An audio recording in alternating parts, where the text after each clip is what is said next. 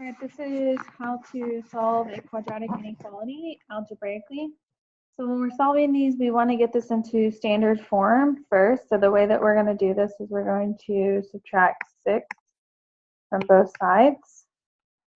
So I've got x squared minus 4x minus 5 is greater than 0. So once we get here, now we're going to look at that as just an equal sign, and we'll come back to the inequality in a second. So when I'm solving this, when it's an equal sign, you can either factor, or you could quadratic formula, or you could use completing the square. My go-to one is either factoring or quadratic formula, and that's just because that's my personal preference. But again, choose whichever method that you feel most comfortable with. So if I were to factor, if I were to check to see if this can be factored, I'm going to again create an x. I'm going to do a times c, so x squared times negative 5 is negative 5x squared. And then my b is negative 4x. I'm going to take my factors of negative 5, which are 1 and 5, and see, can I get them to combine to get negative 4 and multiply to get negative 5? Well, if I do a positive 1 and a negative 5, that would work. So I can make this an x and this a minus 5x. And then what I'm going to do is I'm going to have x squared plus x minus 5x minus 5 equals 0. Again, we'll come back to that inequality in just a second. So group the first two, group the second two. The first two have an x in common, and I'm left with an x plus 1. Second two have a negative 5 in common, and I'm left with an x plus 1 equals 0. Well then, because my parentheses are the same, that's that GCF that I pull out, and I have a factor of x plus 1. And then my other factor is what's on outside, so x minus 5 equals 0. And then I'm going to set both of those factors equal to 0. So x plus 1 equals 0, x minus 5 equals 0. So then x equals negative 1, x equals 5.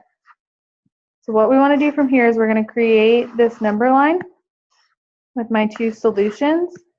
So my two solutions are negative 1 and 5. And then the first thing I'm going to do is I'm going to look at this inequality symbol. This inequality symbol is a greater than. There's no or equal to. So I'm going to put an open circle above those numbers. If it was an or equals to, I would fill in those circles. All right, so now we want to use something called check or test points. So my test points for this needs to be something that's on this side, here, and here. So something that's over here on negative 1 could be x is equal to negative 2. Something that's in the center could be x equals 0. And something over here could be x equals 6. Again, it could be any number that just falls in that range. So if I plug in negative 2, I'm going to plug it into my equation. I've got the parentheses negative 2 squared minus 4 times negative 2 plus 1. And I'm checking to see, is it actually greater than 6? Okay, so you can plug this straight in your calculator. We can do parentheses. And please make sure when you're squaring a negative that you do parentheses. So negative 2 squared, and then minus 4, parentheses, negative 2, and then plus 1 equals 13. So over here, this is saying 13 greater than 6, which is true. So I'm going to come over here and put a check mark where that number would have fallen on the number line.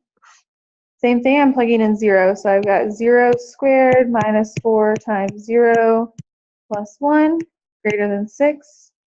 Plug that in your calculator and you're going to get that 1 is greater than 6. That is not true. So I'm going to place an x where my 0 would be. And then finally, we're going to do 6 squared minus 4 times 6 plus 1. We're checking to see, is that greater than 6? So we're coming over here, parentheses 6 squared minus 4 times 6 plus 1. Enter, and we get 13. 13 is greater than 6. Put a check, put a check. So what this means is I have all of my solutions to this side and all of my solutions to this side. So remember, there's two ways to write this. There's the interval notation. So the interval notation is where we've got the negative infinity, comma, -1. And then this is an open circle, so I put a parenthesis. Union with, parenthesis, 5 to infinity. So that is interval notation. Set builder, which is the other way you can write it.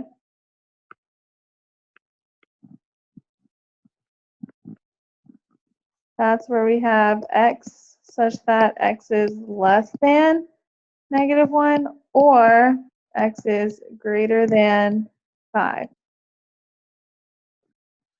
Okay. So that would be your solution to it. Make sure when you're doing these, you are checking your test points always, picking one in the end, middle, and other end so that you can do that. If it comes out to where it's either the middle and the end, then you've done something wrong in your numbers and you really need to go back and check. It should always either be the outsides or the middle, never both of them.